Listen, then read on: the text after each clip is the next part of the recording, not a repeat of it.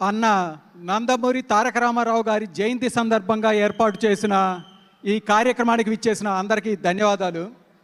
మరీ ముఖ్యంగా ఎంతో బిజీ షెడ్యూల్లో ఉండి కూడా మనం అడగగానే సమయం ఇచ్చి వచ్చిన రామకృష్ణ గారికి, అప్పలనాయుడు గారికి, మాధవ నాయుడు గారికి ప్రత్యేక ధన్యవాదాలు. Thank you sir, thank you so much. మనం ప్రతి ఏడాది ఇక్కడ అన్నగారి జయంతి వేడుకలు జరుపుకుంటూ ఉంటాం. అయితే ఈ ఏడాది ఒక ప్రత్యేకత ఉంది. అది అన్నగారు సినీ రంగ ప్రవేశం చేసి 75 ఏళ్ళు పూర్తయింది. నాడు అన్నగారు సినీ రంగం వదిలి రాజకీయ రంగ ప్రవేశం చేసే టయానికి తెలుగు సినీ చరిత్రలో 30 సెంటర్లకు పైగా థియేటర్లలో 100 రోజులు ఆడిన సినిమాలు 6 ఉంటే ఆ 6 అన్నగారి సినిమాలే. తొలి వారం 25 లక్షలకు పైగా వసూళ్లు చేసిన సినిమాలు 12 ఉంటే ఆ 12 అన్నగారి సినిమాలే. మొత్తం కోటి వరకు ఉంటే వాళ్ళు 12 ఉంటే ఆ 12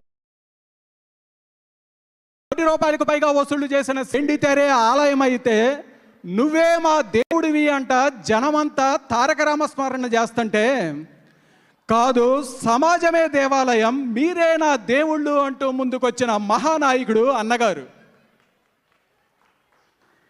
నాడు రాజకీయ అర్హత అంటే వేట కత్తులు, నాటు బాంబులు, డబ్బు మూటలు, ఢిల్లీలో దేహీ దేహీ అనడమే రాజకీయ అర్హతగా చలామణి అవుతుంటే, కుళ్ళిన వ్యవస్థకి కొత్త అరగని తేపులు తెలిసిన వాడు కాదు, ఆకలి అరుపులు తెలిసిన వాడే నాయకుడు అన్నాడు.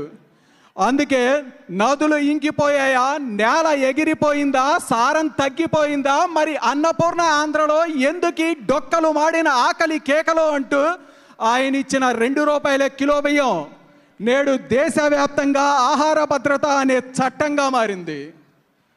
వృద్ధాప్యం, అంగవైకల్యం భారం కాకూడదు అంటూ ఆయన తెచ్చిన పెన్షన్ నేడు దేశంలో అతిపెద్ద సంక్షేమ పథకంగా మారింది. ఆయన తెచ్చిన ఆడబిడ్డకి ఆస్తిలో హక్కు నేడు పార్లమెంట్లో సీట్ల వాటా దాకా వెళ్ళింది. విదేశీ పర్యటనలతో ఆయన తెచ్చిన పెట్టుబడులు నేడు రాష్ట్రంలో అతిపెద్ద ఉపాధినిచ్చే అమర్ రాజా కంపెనీలుగా మారాయి. ఆయన చేసిన చైతన్య రథయాత్రలు నేడు రోడ్ షోలుగా మారాయి.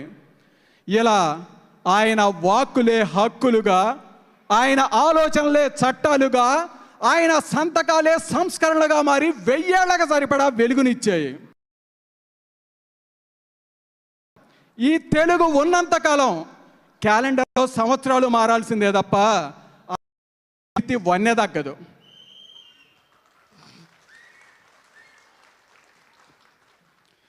ఇక ఈ ఏడాది మనకి ఇంకో ప్రత్యేకత కూడా ఉంది. అది తెలుగు జాతి చంద్రుడు 75వ వసంతంలోకి అడుగుపెట్టారు. 75 ఏళ్ళు అంటే ఆయన వయసు మాత్రమే కాదు, అందులో 45 ఏళ్ల ప్రజా ప్రస్థానం, 45 ఏళ్ల ప్రజా సంక్షేమం, 45 ఏళ్ల రాష్ట్ర అభివృద్ధి, 28 ఏళ్లకే ఎమ్మెల్యే, 30 ఏళ్లకు మంత్రి, ఆయన సూచించిన వాళ్ళు రాష్ట్రపతి, ఆయన మద్దతు ఇచ్చిన వాళ్ళు ప్రధానమంత్రి, ఆయన దగ్గర శిష్యరకం చేసిన వాళ్ళు పక్క రాష్ట్ర ముఖ్యమంత్రులు అయ్యారు. కోడి కత్తికి గులకరాయికే బెంబేలెత్తుతుంటే 17 క్లైమర్ మోళ్ళు పెళ్లి ఎగిరిపడిన దుమ్ము దులుపుకుంటా ఆయన ముందుకు నడిచి రాష్ట్రాన్ని ముందుకు నడిపించాడు. ఇది ప్రత్యర్థులు వేసిన రాళ్ళని మైలురాళ్లుగా మలుచుకుంటూ అమ్మనమ్మ పెద్ద బిడ్డ, తెలుగు జాతి ముద్దు బిడ్డగా ఎదిగిన ప్రస్థానం. మనకి నాడు క్రికెట్లో రాహుల్ ద్రావిడ్ ఏనాడు ఫిట్నెస్ ప్రాబ్లం కారణంగా ఆటకి దూరంగా ఉన్నాడు అనే మాట ఏనాడు వెళ్ళలేదు. అలాగే చంద్రబాబు గారి ఇన్నేళ్ల ప్రస్థానంలో ఫిట్నెస్ ప్రాబ్లం కారణంగా అధికార కార్యక్రమాలకు దూరంగా ఉన్నాడు అనే మాట ఏనాడు వెళ్ళలేదు. మనకి రోజుకి 18 గంటలు హుషారుగా పనిచేసే చంద్రబాబు నాయుడు గారే తెలుసు. అదే హుషారుతో నాడు హైదరాబాద్ సికింద్రాబాద్కు ధీటుగా సైబరాబాద్ కట్టాడు, గోదావరి కృష్ణను కలిపి పట్టిసీమ కట్టాడు, నేడు విజయవాడ గుంటూరుని కలుపుతా అమరావతిని తీర్చిదిద్దుతున్నాడు, గోదావరి పెన్నాని కలుపుతా బనకచెర్ల అంటున్నారు. శ్రమకు దాసుడైన వాళ్ళు విజయానికి యజమాని అవుతాడు అనే దానికి చంద్రబాబు నాయుడు గారి జీవన పయనమే ప్రత్యక్ష ఉదాహరణ. ఆయన ఈ అభివృద్ధి పయనానికి గతం కంటే ఎక్కువగా గతం కంటే బలంగా మనందరం మద్దతుగా నిలవాల్సిన బాధ్యత అందరి మీద ఉంది. ఇక ఈ ఏడాది మనకి ఇంకో ప్రత్యేకత కూడా ఉంది. అది అలసట తెలియని నటుడు, విరామ మెరుగని సేవకుడు, ఓటమి తెలియని నాయకుడు, తన పేరునే సెలబ్రేషన్గా మార్చుకున్న నందమూరి బాలకృష్ణ గారికి పద్మభూషణ్ అవార్డు రావటం. కొందరు తమ తండ్రికి ఊరూరా విగ్రహాలు పెట్టి రాజకీయం చేస్తుంటే, అన్నగారి బిడ్డ మాత్రం ఊరూరా హాస్పిటల్స్, మోడల్ స్కూల్స్ పెట్టి సేవ చేస్తున్నాడు. తండ్రి శవంతో రాజకీయం చేసిన వాళ్ళ కథ కాగితాలకే పరిమితం. తండ్రి కలలతో సేవ చేస్తున్న బాలయ్య చరిత జనం గుండెల మీద చెక్కబడింది.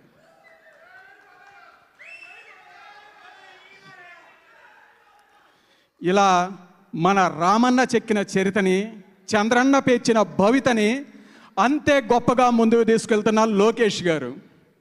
నాడు చెడుకి రహదారులు, మంచికి కాలిబాట కూడా లేని నాటి నిరంకుశ పాలనలో సాగనిస్తే పాదయాత్ర, అడ్డుకుంటే దండయాత్ర అంటూ 5 ఏళ్లతో పిడికిలి బిగించి ఆయన చేసిన హెచ్చరిక ఎదుటోళ్ళకి 151 నుంచి 5 మిస్ అయ్యేలా చేసింది.